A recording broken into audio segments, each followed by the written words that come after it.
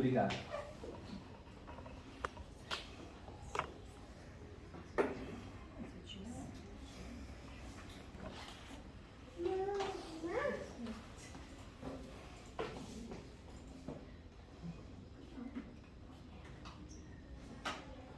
Desculpe, eu espero, mas é porque tem que organizar aqui.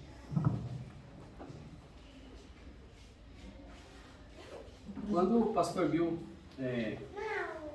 até perguntou para mim, né, se eu poderia pregaria essa mensagem hoje, e eu fiquei pensando muito no tema, né, porque todo mundo pensa, hoje é dia das mães, o natural é pregar com o objetivo das mães, e é uma verdade.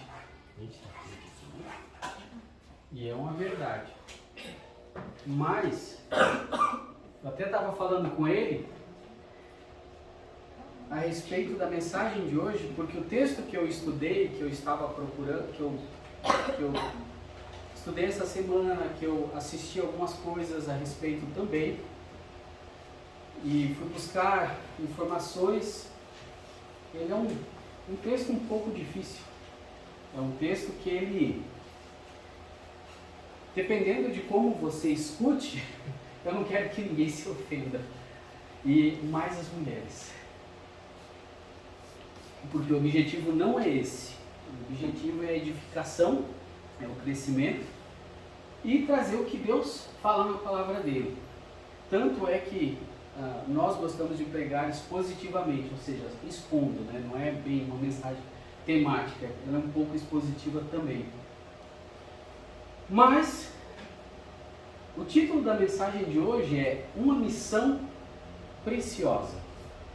Antes, eu quero só ler sobre uma mulher. Alguns de vocês talvez conheçam até mais profundamente do que eu vou ler aqui a respeito dela.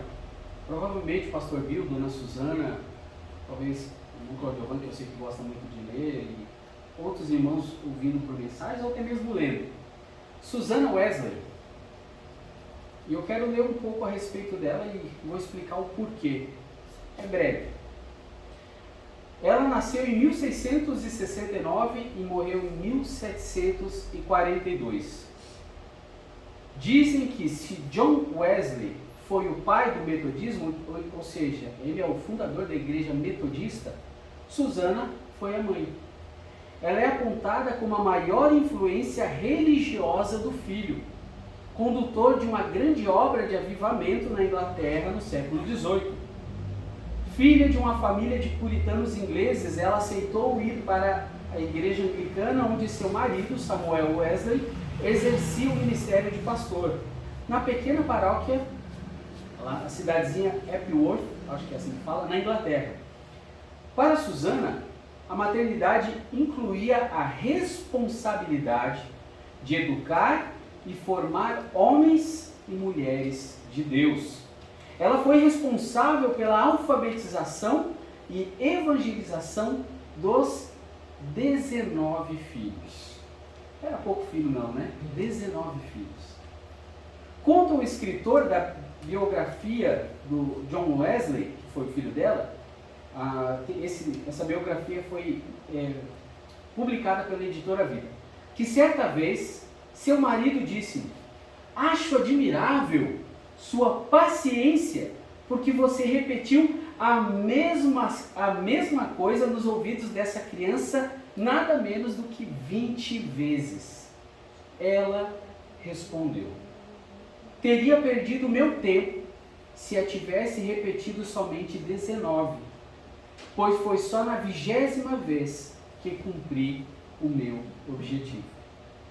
Essa criança era John Wesley, que algum tempo mais tarde sobreviveu a um incêndio criminoso na casa da família e passou a ser visto pela mãe como alguém com uma missão especial.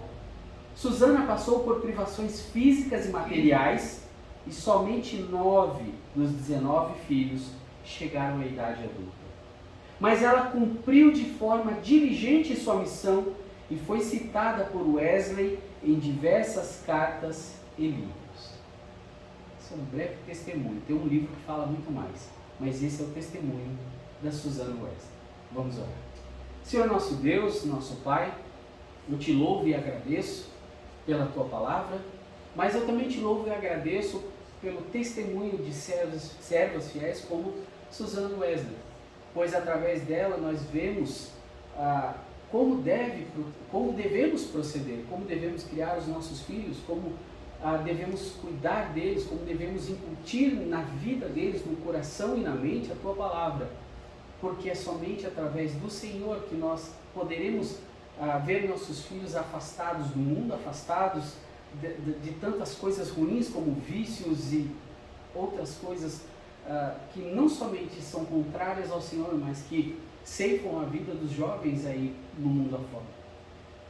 Eu peço que o Senhor abençoe a mensagem da tua palavra, que eu não fale nada que não seja direcionado pela tua palavra, e que o teu Espírito Santo trabalhe nos corações assim como trabalhou no meu. Eu te louvo e agradeço em nome de Cristo. Amém. Por que eu citei Suzana Wesley? Eu peço que abram suas Bíblias em 1 Timóteo, capítulo 1, 1 Timóteo, capítulo 2, verso 15. Aqueles que podem, eu peço que se coloquem em pé, é apenas um versículo. 1 Timóteo, capítulo 2, verso 15.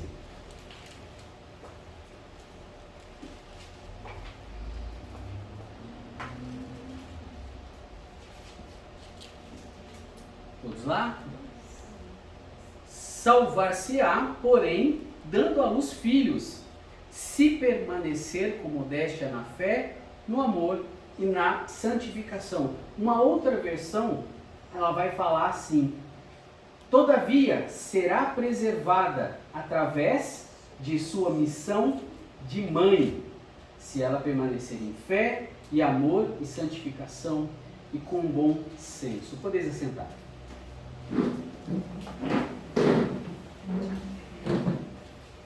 Como cada mãe deve se ver nesse papel e onde cada mãe pode encontrar a orientação para exercê-lo de acordo com a vontade de Deus? Como é que uma mulher que pretende se tornar mãe ou que já é mãe, como é que ela pode buscar a orientação na palavra de Deus para ser uma boa mãe, uma mãe que cumpra a palavra de Deus e que possa fazer aquilo que Deus quer na sua casa, na sua vida ali familiar, como esposa, mas principalmente como mãe? Além de nós analisarmos esse texto de 1 Timóteo, capítulo 2, verso 15, nós vamos ver através de algumas mães descritas na palavra de Deus, exemplos do que deve ser feito e do que não deve ser feito. E a mensagem de hoje, o que eu quero que fique incutido na mente de cada um é as atitudes bíblicas que uma mãe cristã deve observar para honrar a Deus. Atitudes bíblicas que uma mãe cristã deve observar para honrar a Deus. E primeiramente ela deve entender a sua missão. Nós lemos agora em 1 Timóteo capítulo 2, verso 15. A sua missão é ser mãe. Por que nós lemos esse versículo? Agora é onde eu me referi até com o pastor Bill sobre o teor da mensagem. Para que ninguém se ofenda, mas para que veja que é a palavra de Deus quem está falando. Paulo, volte alguns versículos aí no capítulo 2, e ele vai estar tratando de uma série de coisas. No capítulo 2, verso 1, a partir do verso 1, admoesto-te, pois, antes de tudo, que se façam deprecações, orações, intercessões e ações de graça por todos os homens, pelos reis e por todos os que estão em eminência, para que tenhamos uma vida quieta e sossegada, em toda piedade e honestidade, porque isto é bom e agradável diante de Deus, nosso Salvador, que quer que todos os homens se salvem e venham ao conhecimento da verdade, porque há um só Deus e um só mediador entre Deus e os homens, Jesus Cristo, homem, um só mediador, um só caminho entre Deus e os homens, Jesus Cristo, o qual se deu a si mesmo em preço de redenção por todos, para servir de testemunho a seu tempo. Para o que, digo a verdade em Cristo, não minto, fui constituído pregador e apóstolo e doutor dos gentios na fé e na verdade. Vamos parar rapidamente aqui. Basicamente ele já está falando aqui que Deus quer que todos os homens cheguem à salvação nessa primeira parte do capítulo 2. Que Deus quer isso, mas que cada homem é responsável por si para chegar diante de Deus. E que a salvação, e depois eu vou explicar por que eu estou falando isso, porque o tema hoje é mães. Mas mais para frente, o próprio versículo aqui pode até te deixar com a pulga na orelha. Salvar-se-á, porém, lá no verso 15, dando à luz filhos. Peraí, mas a mulher vai ser salva dando à luz filhos? Mas a Bíblia toda fala que a salvação é pela graça por meio da fé. Isso não vem de vós, é dom de Deus, não de obras, para que ninguém se glorie. Efésios capítulo 2, verso 8, 9. A salvação é pela graça, é um dom de Deus, pela fé. Então, o que ele está falando aqui não está se tratando propriamente de salvação nesse sentido da palavra, salvação da alma, estar com Deus. Mas voltando aqui, Paulo vai falando sobre quem é o único mediador entre Deus e os homens, que é o Senhor Jesus Cristo. Ele é o único, não existe vários caminhos para ir a Deus, é apenas um caminho. Como diz o verso 5, há um só Deus e um só mediador entre Deus, um só. Não é todo caminho que te leva a Deus, é somente Jesus Cristo. E aí ele vai falando que o qual esse Cristo se deu a si mesmo em preço de redenção, para pagar pelos nossos pecados, para servir de testemunha a seu tempo. E aí ele fala que ele foi constituído o principal pregador. E aí a partir do verso 8, Paulo vai começar a trabalhar uma outra situação. Primeiro ele fala a respeito de Cristo, da salvação, ele é o único caminho, mas agora ele vai tratar da igreja, da prática eclesiástica na igreja. E isso ele tem um motivo. Olha lá, a partir do verso 8, quero, pois, que os homens orem em todo lugar, levantando mãos santas, sem ira nem contenda. As mãos santas, a ideia aqui é irrepreensíveis, limpas. Porque para você chegar a Deus, você precisa ter sido limpo primeiro. E aí ele fala, quero que os homens levantem mãos santas, puras, limpas, que foram purificadas. Lembra quando Cristo lavou os pés? Ele disse, não precisa lavar o corpo todo, só os pés. Aí continuando, que do mesmo modo, antes ali, e sem ira nem contenda. Ou seja, havia um problema ali nessa igreja que Paulo estava tratando. Um problema de união entre os homens. E aí ele vai trabalhar isso. Olha, vocês têm que levantar, quero que vocês orem, levantando mãos santas, mas sem ira nem contenda. Por quê? Porque havia certos conflitos, certos problemas. E não pode ter problemas na igreja, na casa de Deus, entre a família de Deus. Tem que todos estar unidos, porque se não há união, Deus vai ouvir a oração. Adianta virmos quinta-feira para orarmos aqui, para ouvirmos a mensagem, orarmos, mas se todos estivermos com atrito, Deus vai ouvir as orações? Não. Aí Paulo está trabalhando isso, a questão de como deveria ser o procedimento na igreja, nesta igreja especificamente. E aí ele, a partir do verso 9, ele vai tratar com as mulheres. Mas antes de entrar no verso 9, eu quero explicar o porquê que ele falou isso. Na Grécia Antiga, naquela época, e durante muito tempo, as mulheres elas não tinham nenhum tipo de respeito dos homens seculares. Elas não eram respeitadas, elas não tinham voz, elas não podiam se meter na política, elas não podiam se meter nas coisas dos homens. Tanto é, essa época aqui mais ou menos é a época dos grandes filósofos. Aristóteles e outros, né? Tem Platão e tem outros, mas cada um na sua época. Mas ali era uma época de grandes filósofos. Quantos filósofos mulher você conhece? Grandes, assim, igual nós sabemos que existem Platão, Aristóteles, me fugiu agora, Sócrates, e por aí vai. A gente conhece vários famosos, mas quantas mulheres? Nenhuma. As mulheres não podiam fazer nada, elas não poderiam se meter. Existiu apenas uma ocasião que elas poderiam não somente se envolver juntamente com os homens numa atividade, como elas podiam também tomar a frente, exercer coisas de liderança. E a mensagem é sobre mães, tá, hoje? Mas eu preciso dar esse contexto. A mulher na Grécia Antiga também não podia se manifestar, mas de uma forma não amável, ela era orientada a não se envolver nos assuntos da comunidade, com exceção de um momento, durante as manifestações religiosas.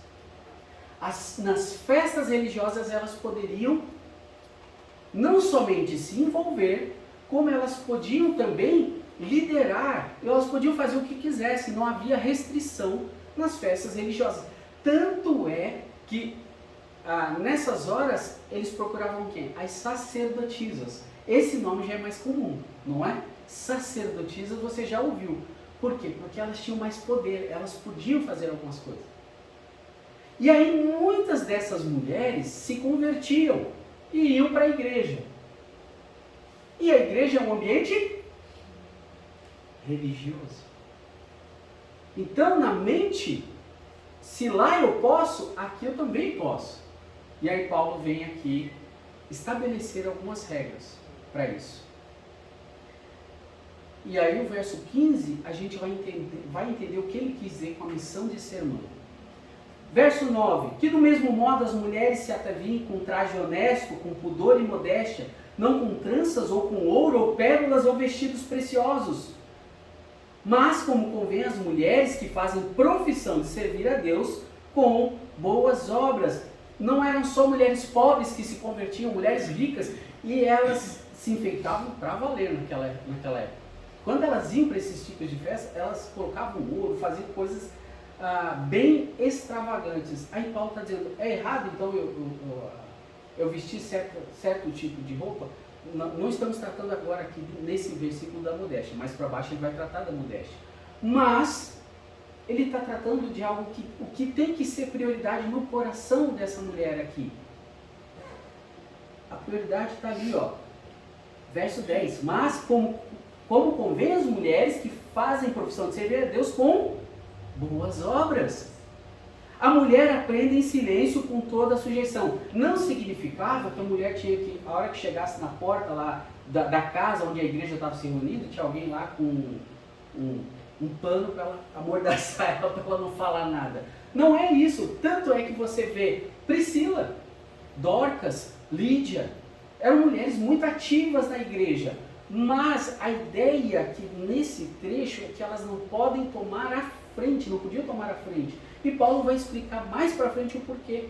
Elas tinham que aprender em silêncio, mas as mulheres podiam ensinar, não com autoridade e não sobre os homens, porque aí quebra uma hierarquia que o próprio Deus fez. Lembra que a Bíblia fala lá em Gênesis, e não só em Gênesis, mas aqui também, em outro trecho que não me recordo agora, fala, Deus fez primeiro Adão. Se fosse para ser ao contrário, ele teria feito primeiro Eva, mas primeiro ele fez Adão e depois ele fez Eva para ser a auxiliadora idônea.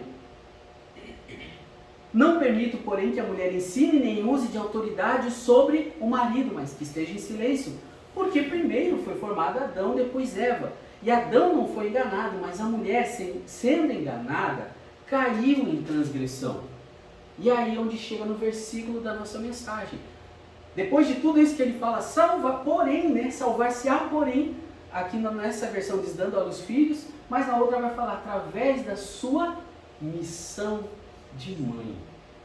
É aí onde a gente vai entender certas coisas. A nossa mente, ali por volta de os anos 1790 em diante, 1793 foi quando Simone de Beauvoir escreveu um livro que é muito famoso entre as feministas e que tem uma frase que sintetiza a ideia deles. Ninguém nasce mulher, torna-se mulher. Dessa época em diante, a Revolução Francesa, quando as mulheres começaram a sair de casa e começaram a entrar no mercado de trabalho, Lembra que elas tiveram que trabalhar porque os homens foram para a guerra e elas tiveram que ir trabalhar nas fábricas. E isso foi tirando a mulher de casa. Isso foi afastando a mulher dos filhos, da criação dos filhos. E nós vemos um mundo onde ele trabalha desde essa época em diante, cada vez mais forte para afastar a mulher do lar, para afastar ela da sua função principal, que é ser mãe. Paulo aqui ele está enfatizando isso. Não se preocupem em ser líderes na igreja, em estar diante do microfone e ter aquela notoriedade e pregar. Não se preocupem em fazer várias coisas. Preocupem-se sim em aprender, mas preocupem-se com a missão de mãe. Essa é a missão principal.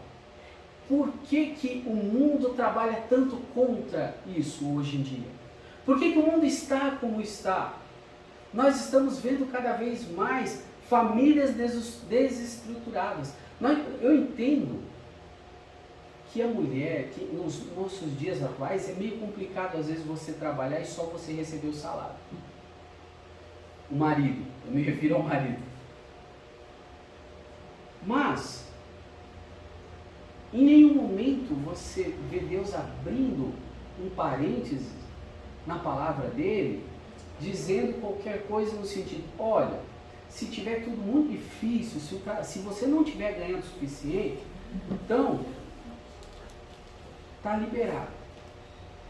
Não precisa, pode deixar seu filho com uma babá, ou com uma na creche, ou com a avó, não menosprezando as avós. Eu sei que as avós amam os seus netos e procuram ajudar muito as mães, as filhas, né, com os filhos delas.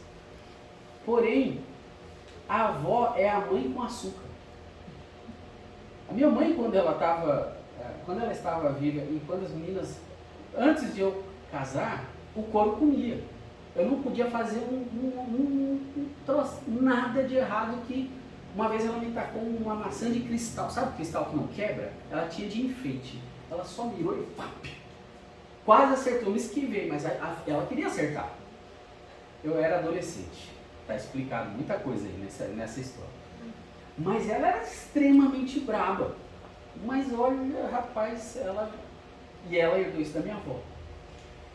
Minha avó era mais braba que ela. Mas quando nós estávamos na casa da minha avó, qual era a atitude da minha avó quando ela ia brigar comigo e me repreender? Não brigue com ele, Yoli. Deixa o menino. Quando as minhas filhas nasceram, que eu fui chamar atenção ou que eu fui brigar alguma coisa, o que ela fez? Não brigue com elas. Elas são pequenas. Eu queria uma máquina do tempo, eu queria voltar. Mas só para pegar assim em alguns momentos. Mas o filho tem que ser criado por quê? Pela mãe e pelo pai. Aqui hoje a mensagem, o foco são as mães. Mas não é para eximir os pais, não. Principalmente para quem está assistindo, não sei se está gravando aí. Tá? O pai não pode fugir disso. O pai tem a responsabilidade, sim, na criação dos filhos. Mas a função da mãe é importantíssima. Porque ela vai conduzir o filho nos caminhos do Senhor. Ela vai ensinar o que é certo e errado.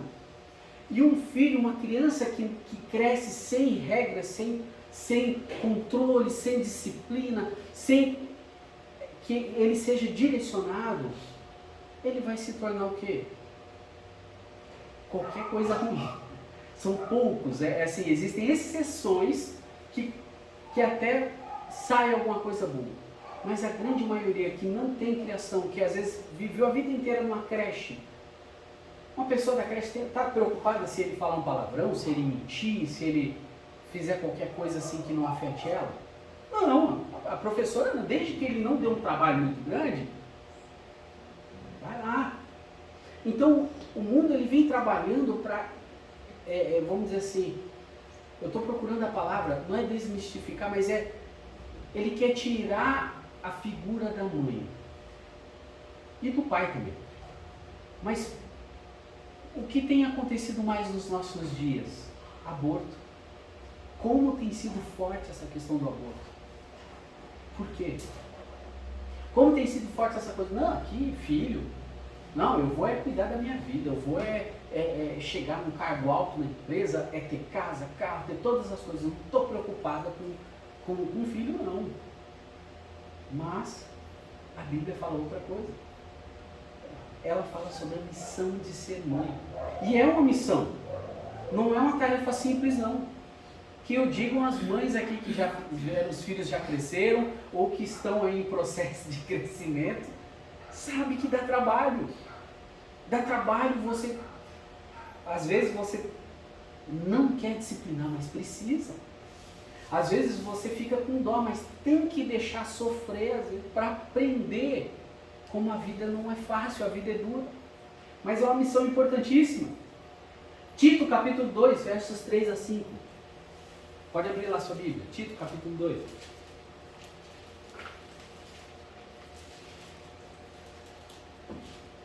Versos 3 a 5.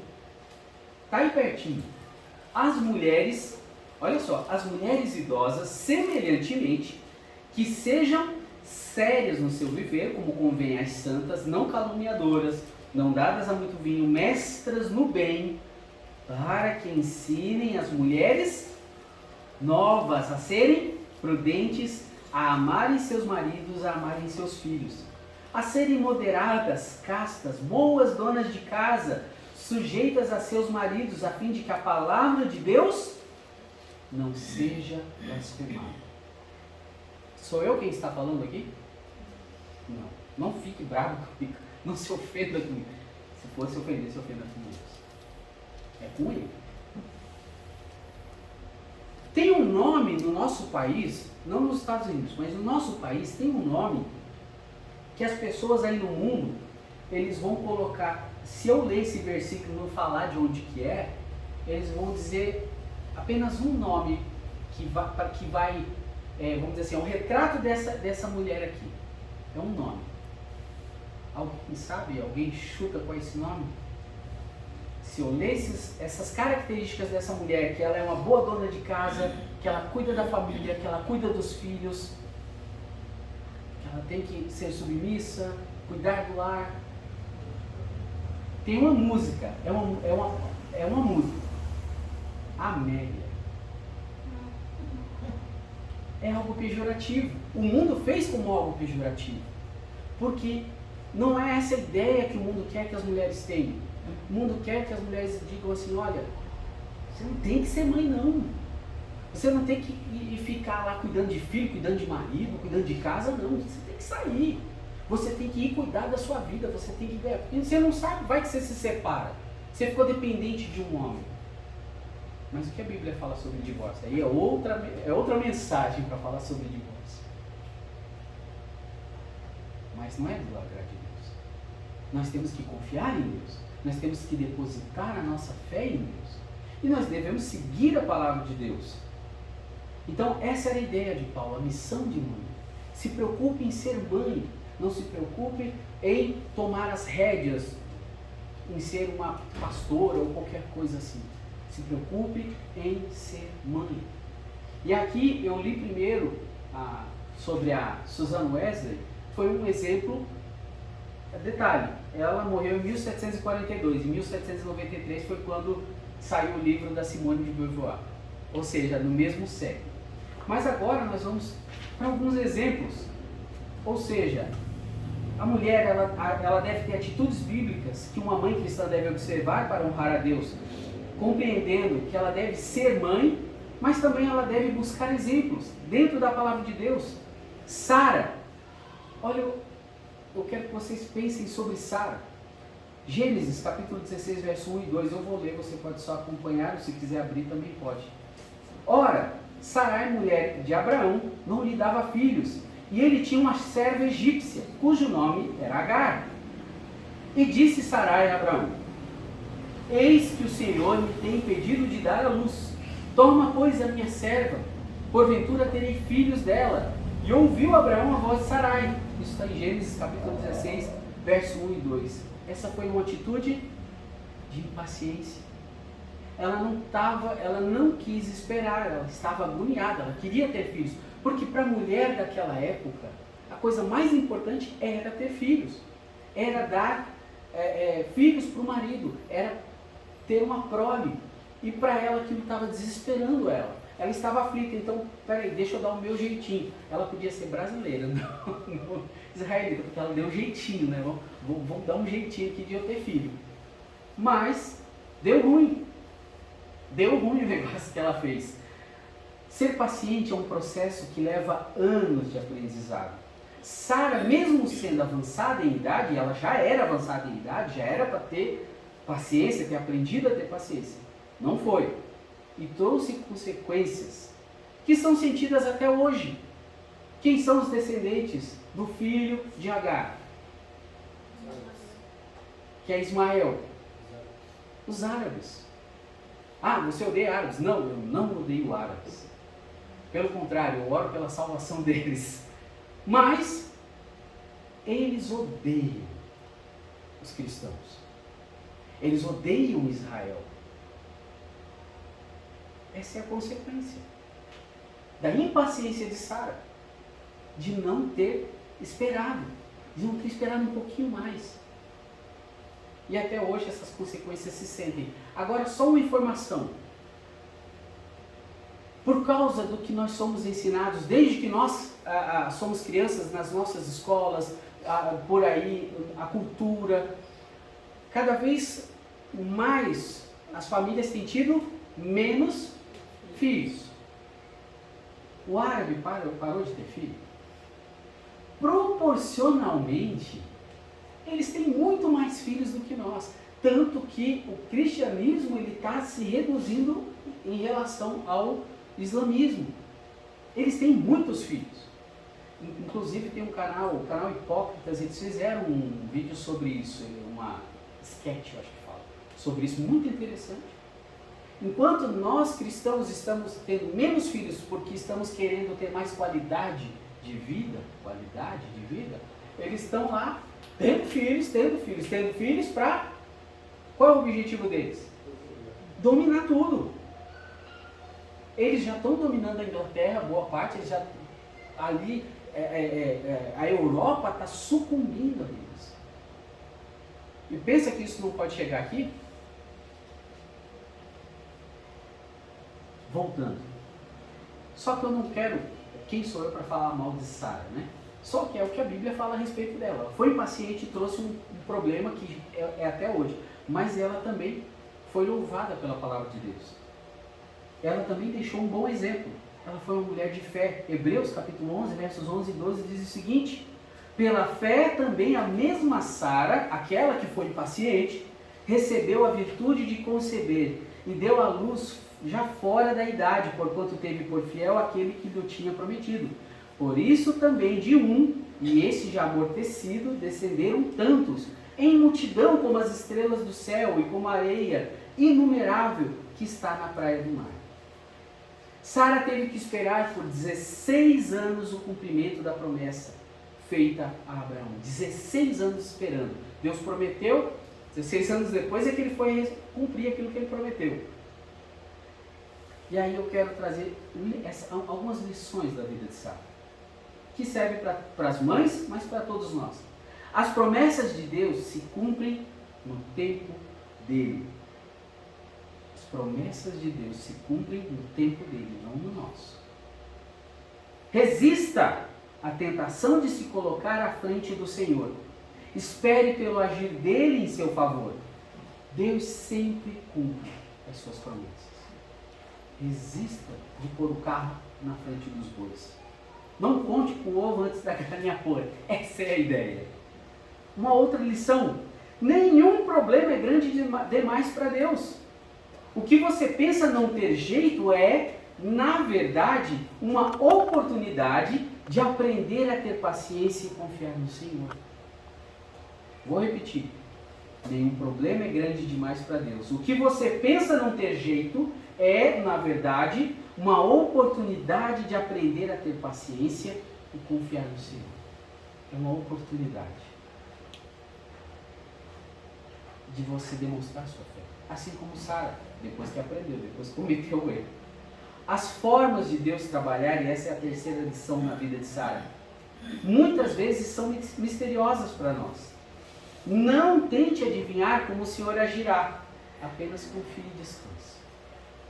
Nós não temos que entender como Ele vai solucionar algum problema, alguma coisa que você está pedindo há tanto tempo. A salvação de um parente, do marido, de quem quer que seja, de um filho.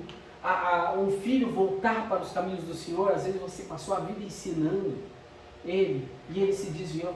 Calma, continue orando. Deus vai trabalhar de formas que você nem imagina, mas a coisa vai acontecer na hora que tem que acontecer, na hora dele, não na minha, não na sua. A segunda mãe, Joquebede, essa foi um exemplo de confiança em Deus. Ela não teve medo de Faraó, escondendo o filho por 3 meses.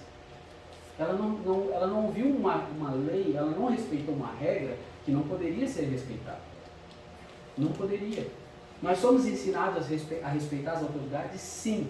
Mas quando a autoridade se coloca em choque com Deus, eu vou obedecer. Antes obedecer a Deus que aos homens. É o que Pedro, se não me engano, fala. Antes eu obedeço a Deus do que aos homens. E ela foi lá, não vou, meu filho não vai não. Vou esconder ele. Por 3 meses ela escondeu. Ela demonstrou confiança em Deus ao colocar o seu bebê no rio, pois sabia que o Senhor poderia proteger seu filho. Se coloque na situação de